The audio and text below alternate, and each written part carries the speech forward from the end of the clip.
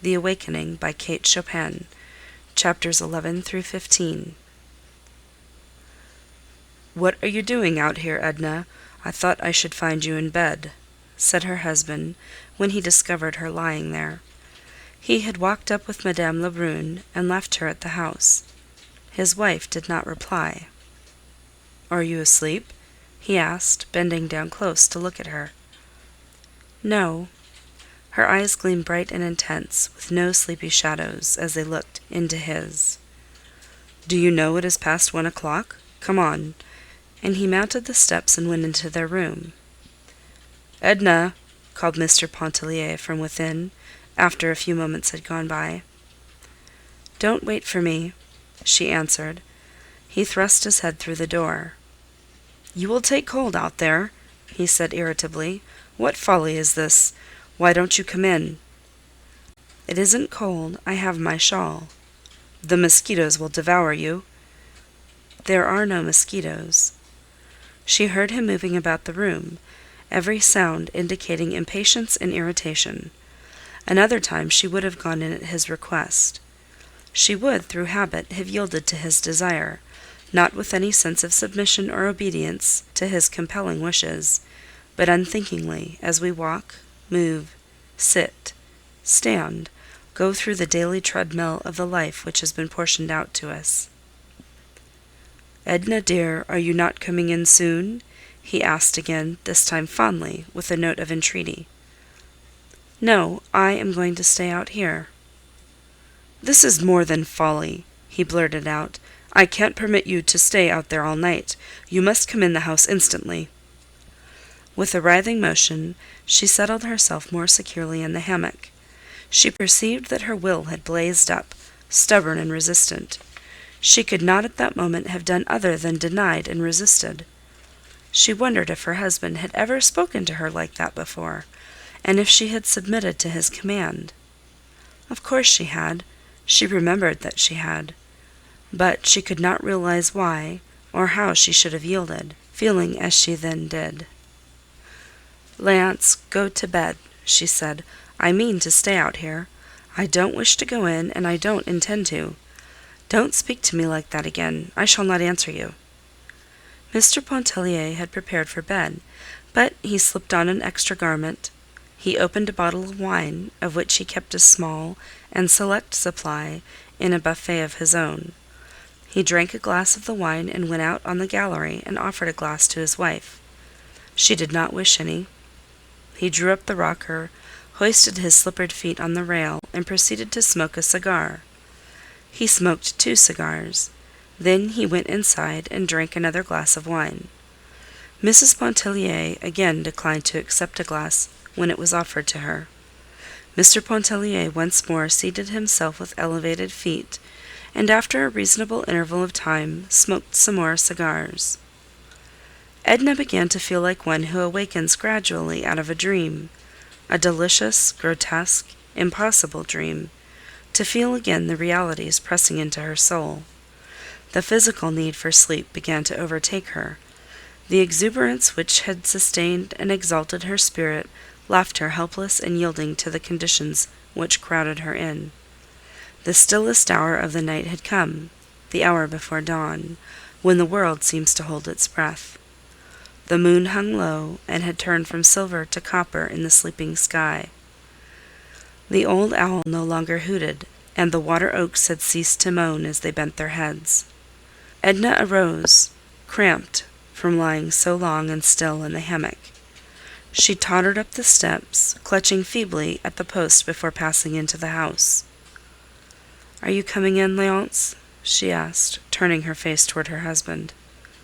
"Yes, dear," he answered, with a glance following a misty puff of smoke, "just as soon as I have finished my cigar." She slept but a few hours. They were troubled and feverish hours, disturbed with dreams that were intangible, that eluded her, leaving only an impression upon her half-awakened senses of something unattainable. She was up and dressed in the cool of the early morning. The air was invigorating and steadied somewhat her faculties. However, she was not seeking refreshment or help from any source, either external or from within. She was blindly following whatever impulse moved her, as if she had placed herself in alien hands for direction, and freed her soul of responsibility. Most of the people at that early hour were still in bed and asleep. A few, who intended to go over to the Cheniere for Mass, were moving about. The lovers, who had laid their plans the night before, were already strolling toward the wharf. The lady in black, with her Sunday prayer book, velvet and gold clasped, and her Sunday silver beads, was following them at no great distance. Old Monsieur Farival was up, and was more than half inclined to do anything that suggested itself. He put on his big straw hat, and taking his umbrella from the stand in the hall, followed the lady in black, never overtaking her. The little Negro girl who worked Madame Lebrun's sewing machine was sweeping the galleries with long, absent-minded strokes of the broom. Edna sent her up into the house to awaken Robert. "Tell him I am going to the Cheniere. The boat is ready. Tell him to hurry." He had soon joined her. She had never sent for him before. She had never asked for him. She had never seemed to want him before. She did not appear conscious that she had done anything unusual in commanding his presence. He was apparently equally unconscious of anything extraordinary in the situation, but his face was suffused with a quiet glow when he met her. They went together back to the kitchen to drink coffee. There was no time to wait for any nicety of service. They stood outside the window, and the cook passed them their coffee and a roll, which they drank and ate from the window-sill. Edna said it tasted good. She had not thought of coffee, nor of anything. He told her he had often noticed that she lacked forethought. "Wasn't it enough to think of going to the Cheniere and waking you up?" she laughed. "Do I have to think of everything, as Léonce says when he's in a bad humor? I don't blame him. He'd never be in a bad humor if it weren't for me." They took a short cut across the sands. At a distance they could see the curious procession moving toward the wharf. The lovers, shoulder to shoulder, creeping. The lady in black, gaining steadily upon them. Old Monsieur Farival, losing ground inch by inch, and a young barefooted Spanish girl with a red kerchief on her head and a basket on her arm, bringing up the rear. Robert knew the girl, and he talked to her a little in the boat. No one present understood what they said. Her name was Mariquita. She had a round, sly, piquant face and pretty black eyes. Her hands were small, and she kept them folded over the handle of her basket. Her feet were broad and coarse. She did not strive to hide them. Edna looked at her feet and noticed the sand and slime between her brown toes. Beaudelet grumbled because Mariquita was there, taking up so much room. In reality, he was annoyed at having old Monsieur Farival, who considered himself the better sailor of the two. But he would not quarrel with so old a man as Monsieur Farival, so he quarreled with Mariquita. The girl was deprecatory at one moment, appealing to Robert. She was saucy the next, moving her head up and down, making eyes at Robert and making mouths at Beaudelet. The lovers were all alone. They saw nothing, they heard nothing. The lady in black was counting her beads for the third time. Old Monsieur Farival talked incessantly of what he knew about handling a boat, and of what Beaudelet did not know on the same subject. Edna liked it all. She looked Mariquita up and down, from her ugly brown toes to her pretty black eyes, and back again. "Why does she look at me like that?" inquired the girl of Robert. "Maybe she thinks you are pretty. Shall I ask her?" "No. Is she your sweetheart?" "She's a married lady and has 2 children." "Oh, well, Francisco ran away with Silvano's wife, who had 4 children. They took all his money and one of the children, and stole his boat." "Shut up." "Does she understand?" "Oh, hush." "Are those 2 married over there, leaning on each other?" "Of course not," laughed Robert. "Of course not," echoed Mariquita, with a serious, confirmatory bob of the head. The sun was high up and beginning to bite. The swift breeze seemed to Edna to bury the sting of it into the pores of her face and hands. Robert held his umbrella over her. as they went cutting sideways through the water, the sails bellied taut, with the wind filling and overflowing them. Old Monsieur Farival laughed sardonically at something as he looked at the sails, and Beaudelet swore at the old man under his breath. Sailing across the bay to the Cheniere Caminada, Edna felt as if she were being borne away from some anchorage which had held her fast, whose chains had been loosening, had snapped the night before when the mystic spirit was abroad, leaving her free to drift whithersoever she chose to set her sails. Robert spoke to her incessantly. He no longer noticed Mariquita. The girl had shrimps in her bamboo basket. They were covered with Spanish moss. She beat the moss down impatiently, and muttered to herself sullenly.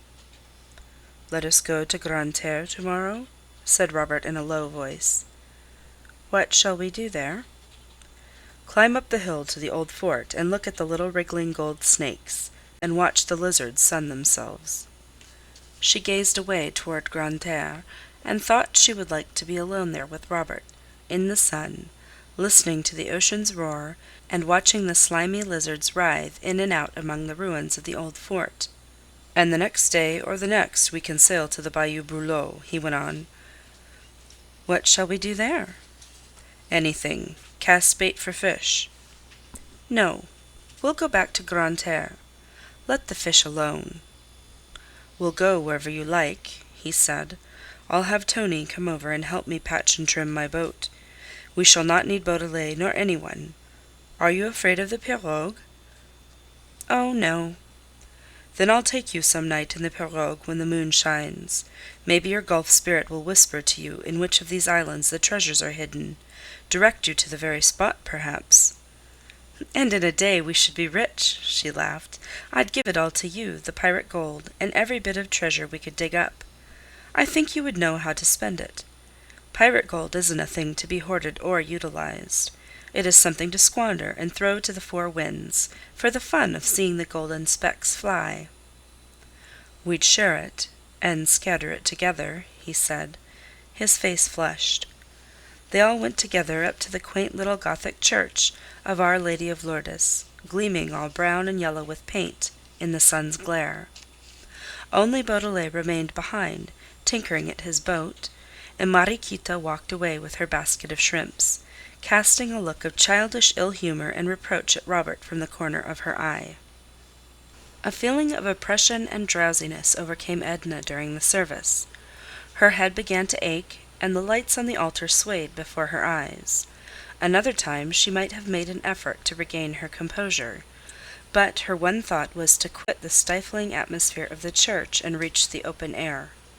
She arose, climbing over Robert's feet with a muttered apology. Old Monsieur Farival, flurried, curious, stood up, but upon seeing that Robert had followed Mrs. Pontellier, he sank back into his seat. He whispered an anxious inquiry of the lady in black, who did not notice him or reply, but kept her eyes fastened upon the pages of her velvet prayer-book. "I felt giddy and almost overcome," Edna said, lifting her hands instinctively to her head and pushing her straw hat up from her forehead. "I couldn't have stayed through the service." They were outside in the shadow of the church. Robert was full of solicitude. "It was folly to have thought of going in the first place, let alone staying. Come over to Madame Antoine's. You can rest there." He took her arm and led her away, looking anxiously and continuously down into her face. How still it was, with only the voice of the sea whispering through the reeds that grew in the salt-water pools. The long line of little gray, weather-beaten houses nestled peacefully among the orange trees. It must always have been God's day on that low, drowsy island, Edna thought. They stopped, leaning over a jagged fence made of sea drift, to ask for water. A youth, a mild-faced Acadian, was drawing water from the cistern, which was nothing more than a rusty buoy, with an opening on one side sunk in the ground. The water which the youth handed to them in a tin pail was not cold to taste, but it was cool to her heated face, and it greatly revived and refreshed her. Madame Antoine's cot was at the far end of the village. She welcomed them with all the native hospitality, as she would have opened her door to let the sunlight in. She was fat, and walked heavily and clumsily across the floor. She could speak no English, But when Robert made her understand that the lady who accompanied him was ill and desired to rest, she was all eagerness to make Edna feel at home and to dispose of her comfortably. The whole place was immaculately clean, and the big four-posted bed, snow white, invited one to repose. It stood in a small side room which looked out across a narrow grass plot toward the shed, where there was a disabled boat lying keel upward. Madame Antoine had not gone to mass. Her son Tony had, but she supposed he would soon be back, and she invited Robert to be seated and wait for him. But he went and sat outside the door and smoked. Madame Antoine busied herself in the large front room preparing dinner. She was boiling mullets over a few red coals in the huge fireplace. Edna, left alone in the little side room, loosened her clothes, removing the greater part of them. She bathed her face, her neck and arms in the basin that stood between the windows. She took off her shoes and stockings and stretched herself in the very center of the high white bed. How luxurious it felt to rest thus in a strange, quaint bed, with its sweet country odor of laurel lingering about the sheets and mattress. She stretched her strong limbs that ached a little. She ran her fingers through her loosened hair for a while. She looked at her round arms as she held them straight up and rubbed them one after the other, observing closely, as if they were something she saw for the first time, the fine, firm quality and texture of her flesh. She clasped her hands easily above her head, and it was thus she fell asleep. She slept lightly at first, half awake and drowsily attentive to the things about her. She could hear Madame Antoine's heavy, scraping tread as she walked back and forth on the sanded floor. Some chickens were clucking outside the windows, scratching for bits of gravel in the grass. Later, she half heard the voices of Robert and Tony talking under the shed. She did not stir. Even her eyelids rested numb and heavily over her sleepy eyes. The voices went on. Tony's slow Acadian drawl, Robert's quick, soft, smooth French. She understood French imperfectly unless directly addressed, and the voices were only part of the other drowsy, muffled sounds lulling her senses. When Edna awoke, it was with the conviction that she had slept long and soundly. The voices were hushed under the shed. Madame Antoine's step was no longer to be heard in the adjoining room.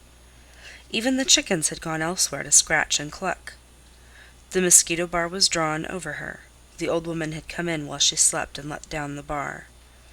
Edna arose quietly from the bed, and looking between the curtains of the window, she saw by the slanting rays of the sun that the afternoon was far advanced. Robert was out there under the shed, reclining in the shade against the sloping keel of the overturned boat. He was reading from a book. Tony was no longer with him. She wondered what had become of the rest of the party.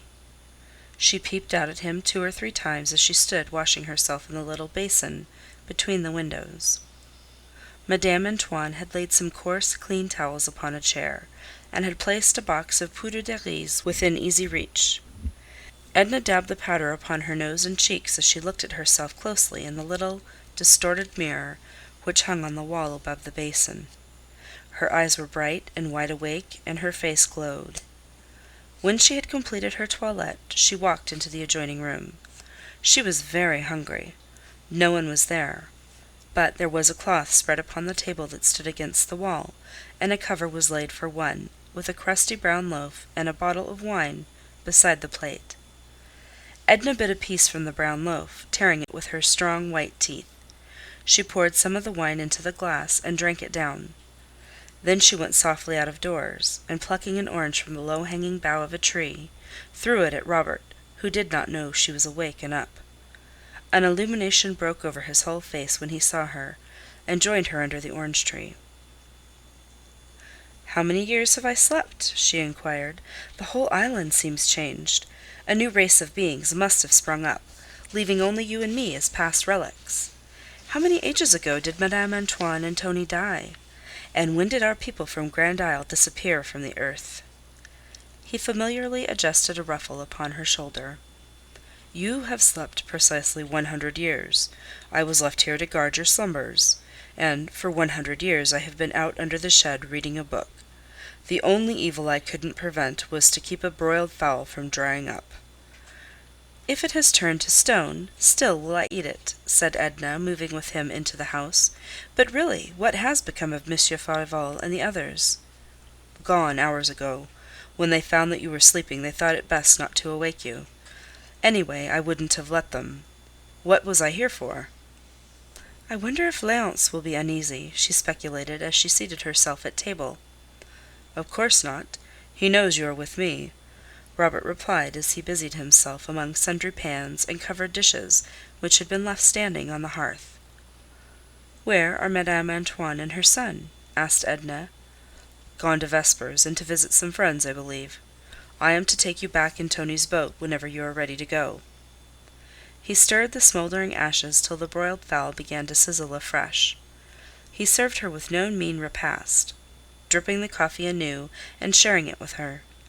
Madame Antoine had cooked little else than the mullets, but while Edna slept, Robert had foraged the island. He was childishly gratified to discover her appetite, and to see the relish with which she ate the food which he had procured for her. "Shall we go right away?" she asked, after draining her glass and brushing together the crumbs of the crusty loaf. "The sun isn't as low as it will be in 2 hours," he answered. "The sun will be gone in 2 hours." "Well, let it go. Who cares?" They waited a good while under the orange trees, till Madame Antoine came back, panting, waddling, with 1,000 apologies to explain her absence. Tony did not dare to return. He was shy, and would not willingly face any woman except his mother. It was very pleasant to stay there under the orange trees, while the sun dipped lower and lower, turning the western sky to flaming copper and gold. The shadows lengthened and crept out like stealthy, grotesque monsters across the grass. Edna and Robert both sat upon the ground. That is, he lay upon the ground beside her, occasionally picking at the hem of her muslin gown.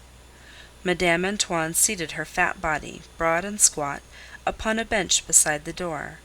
She had been talking all the afternoon, and had wound herself up to the story-telling pitch. And what stories she told them! But twice in her life she had left the Cheniere caminada, and then for the briefest span. All her years she had squatted and waddled there upon the island, gathering legends of the Baratarians and the sea. The night came on, with the moon to lighten it. Edna could hear the whispering voices of dead men and the click of muffled gold. When she and Robert stepped into Tony's boat with the red lateen sail, misty spirit forms were prowling in the shadows, and among the reeds, and upon the water were phantom ships, speeding to cover. The youngest boy, Etienne, had been very naughty, Madame Ratignolle said, as she delivered him into the hands of his mother. He had been unwilling to go to bed, and had made a scene, whereupon she had taken charge of him and pacified him as well as she could. Raoul had been in bed and asleep for 2 hours. The youngster was in his long white nightgown, that kept tripping him up as Madame Ratignolle led him along by the hand. With the other chubby fist he rubbed his eyes, which were heavy with sleep and ill humor. Edna took him in her arms, and seating herself in the rocker, began to coddle and caress him, calling him all manner of tender names, soothing him to sleep. It was not more than 9 o'clock. No one had yet gone to bed but the children. Léonce had been very uneasy at first, Madame Ratignolle said, and had wanted to start at once for the Cheniere. But Monsieur Farival had assured him that his wife was only overcome with sleep and fatigue, that Tony would bring her safely back later in the day, and he had thus been dissuaded from crossing the bay. He had gone over to Klein's, looking up some cotton broker whom he wished to see in regard to securities, exchanges, stocks, bonds, or something of the sort. Madame Ratignolle did not remember what. He said he would not remain away late. She herself was suffering from heat and oppression, she said. She carried a bottle of salts and a large fan. She would not consent to remain with Edna, for Monsieur Ratignolle was alone, and he detested above all things to be left alone. When Etienne had fallen asleep, Edna bore him into the back room, and Robert went and lifted the mosquito bar that she might lay the child comfortably in his bed. The quadroon had vanished. When they emerged from the cottage, Robert bade Edna good night. "Do you know we have been together the whole livelong day, Robert, since early this morning?" she said at parting. "All but the 100 years when you were sleeping. Good night." He pressed her hand and went away in the direction of the beach. He did not join any of the others, but walked alone toward the gulf. Edna stayed outside, awaiting her husband's return. She had no desire to sleep or to retire, nor did she feel like going over to sit with the Ratignolles, or to join Madame Lebrun and a group whose animated voices reached her as they sat in conversation before the house. She let her mind wander back over her stay at Grand Isle, and she tried to discover wherein this summer had been different from any and every other summer of her life. She could only realize that she herself, her present self, was in some way different from the other self. That she was seeing with different eyes and making the acquaintance of new conditions in herself that colored and changed her environment, she did not yet suspect. She wondered why Robert had gone away and left her. It did not occur to her to think he might have grown tired of being with her the livelong day. She was not tired, and she felt that he was not. She regretted that he had gone. It was so much more natural to have him stay when he was not absolutely required to leave her. As Edna waited for her husband, she sang low a little song that Robert had sung as they crossed the bay. It began with "Ah, si tu savais," and every verse ended with "si tu savais." Robert's voice was not pretentious. It was musical and true. The voice, the notes, the whole refrain haunted her memory. When Edna entered the dining-room one evening a little late, as was her habit, an unusually animated conversation seemed to be going on. Several persons were talking at once, and Victor's voice was predominating, even over that of his mother. Edna had returned late from her bath, had dressed in some haste, and her face was flushed. Her head, set off by her dainty white gown, suggested a rich, rare blossom. She took her seat at table between old Monsieur Farival and Madame Ratignolle. As she seated herself and was about to begin to eat her soup, which had been served when she entered the room, several persons informed her simultaneously that Robert was going to Mexico. She laid her spoon down and looked about her bewildered. He had been with her, reading to her all the morning, and had never even mentioned such a place as Mexico. She had not seen him during the afternoon. She had heard someone say he was at the house, upstairs with his mother. This she had thought nothing of, though she was surprised when he did not join her later in the afternoon, when she went down to the beach. She looked across at him, where he sat beside Madame Lebrun, who presided. Edna's face was a blank picture of bewilderment, which she never thought of disguising. He lifted his eyebrows with the pretext of a smile as he returned her glance. He looked embarrassed and uneasy. "When is he going?" she asked of everybody in general, as if Robert were not there to answer for himself. "Tonight, this very evening. Did you ever? What possesses him?" were some of the replies she gathered, uttered simultaneously in French and English. "Impossible!" she exclaimed. "How can a person start off from Grand Isle to Mexico at a moment's notice, as if he were going over to Klein's, or to the wharf, or down to the beach?" "I said all along I was going to Mexico. I've been saying so for years," cried Robert in an excited and irritable tone, with the air of a man defending himself against a swarm of stinging insects. Madame Lebrun knocked on the table with her knife-handle. "Please let Robert explain why he is going, and why he is going tonight," she called out. "Really, this table is getting to be more and more like Bedlam every day, with everybody talking at once. Sometimes, I hope God will forgive me, but positively, sometimes I wish Victor would lose the power of speech." Victor laughed sardonically as he thanked his mother for her holy wish, of which he failed to see the benefit to anybody, except that it might afford her a more ample opportunity and license to talk herself. Monsieur Farival thought that Victor should have been taken out in mid-ocean in his earliest youth and drowned. Victor thought there would be more logic in thus disposing of old people with an established claim for making themselves universally obnoxious. Madame Lebrun grew a trifle hysterical. Robert called his brother some sharp, hard names. "There's nothing much to explain, mother," he said, though he explained, nevertheless, looking chiefly at Edna, that he can only meet the gentleman whom he intended to join at Vera Cruz by taking such and such a steamer, which left New Orleans on such a day, that Beaudelet was going out with his lugger-load of vegetables that night, which gave him an opportunity of reaching the city and making his vessel in time. "But when did you make up your mind to all this?" demanded Monsieur Farival. "This afternoon," returned Robert, with a shade of annoyance. "At what time this afternoon?" persisted the old gentleman, with nagging determination, as if he were cross-questioning a criminal in a court of justice.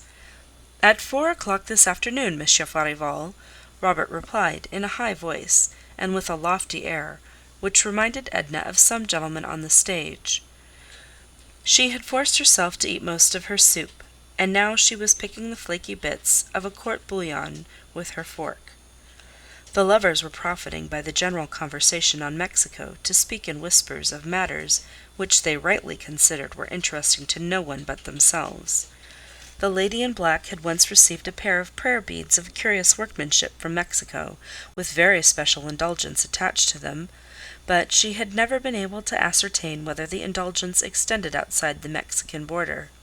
Father Fauchel of the cathedral had attempted to explain it, but he had not done so to her satisfaction, and she begged that Robert would interest himself, and discover, if possible, whether she was entitled to the indulgence accompanying the remarkably curious Mexican prayer beads. Madame Ratignolle hoped that Robert would exercise extreme caution in dealing with the Mexicans, who, she considered, were a treacherous people, unscrupulous and revengeful. She trusted she did them no injustice in thus condemning them as a race. She had known personally but one Mexican who made and sold excellent tamales, and whom she would have trusted implicitly, so soft-spoken was he. One day he was arrested for stabbing his wife. She never knew whether he had been hanged or not. Victor had grown hilarious, and was attempting to tell an anecdote about a Mexican girl who served chocolate one winter in a restaurant in Dauphine Street. No one would listen to him but old Monsieur Farival, who went into convulsions over the droll story. Edna wondered if they had all gone mad, to be talking and clamoring at that rate. She herself could think of nothing to say about Mexico or the Mexicans. "At what time do you leave?" she asked Robert. "At 10, he told her. "Beaudelet wants to wait for the moon." "Are you all ready to go?" "Quite ready. I shall only take a handbag, and shall pack my trunk in the city." He turned to answer some question put to him by his mother, and Edna, having finished her black coffee, left the table. She went directly to her room. The little cottage was close and stuffy after leaving the outer air, but she did not mind. There appeared to be 100 different things demanding her attention indoors. She began to set the toilette stand to rights, grumbling at the negligence of the quadroon, who was in the adjoining room putting the children to bed. She gathered together stray garments that were hanging on the backs of chairs, and put each where it belonged, in closet or bureau drawer. She changed her gown for a more comfortable and commodious wrapper. She rearranged her hair, combing and brushing it with unusual energy. Then she went in and assisted the quadroon in getting the boys to bed. They were very playful and inclined to talk, to do anything but lie quiet and go to sleep. Edna sent the quadroon away to her supper and told her she need not return. Then she sat and told the children a story. Instead of soothing, it excited them and added to their wakefulness. She left them in heated argument, speculating about the conclusion of the tale which their mother promised to finish the following night. The little black girl came in to say that Madame Lebrun would like to have Mrs. Pontellier go and sit with them over at the house till Mr. Robert went away. Edna returned answer that she was already undressed, that she did not feel quite well, but perhaps she would go over to the house later. She started to dress again, and got as far advanced as to remove her peignoir. But, changing her mind once more, she resumed the peignoir, and went outside and sat down before her door. She was overheated and irritable, and fanned herself energetically for a while. Madame Ratignolle came down to discover what was the matter. "All that noise and confusion at the table must have upset me," replied Edna, "and moreover, I hate shocks and surprises. The idea of Robert starting off in such a ridiculously sudden and dramatic way, as if it were a matter of life and death, never saying a word about it all morning when he was with me." "Yes," agreed Madame Ratignolle, I think it was showing us all, you especially, very little consideration. It wouldn't have surprised me in any of the others. Those Lebruns are all given to heroics. But I must say I should never have expected such a thing from Robert. Are you not coming down? Come on, dear, it doesn't look friendly." "No," said Edna, a little sullenly. "I can't go to the trouble of dressing again. I don't feel like it." "You needn't dress. You look all right. Fasten a belt around your waist. Just look at me." "No," persisted Edna, "but you go on. Madame Lebrun might be offended if we both stayed away."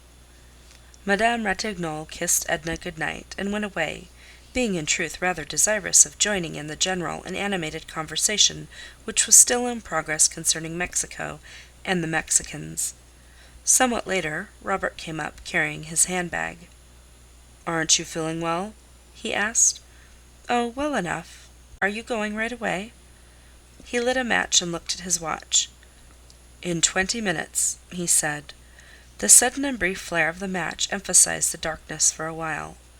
He sat down upon a stool which the children had left out on the porch. "Get a chair," said Edna. "This will do," he replied. He put on his soft hat and nervously took it off again, and, wiping his face with his handkerchief, complained of the heat. "Take the fan," said Edna, offering it to him. "Oh no, thank you. It does no good. You have to stop fanning some time, and feel all the more uncomfortable afterward. That's one of the ridiculous things which men always say. I have never known one to speak otherwise of fanning. How long will you be gone?"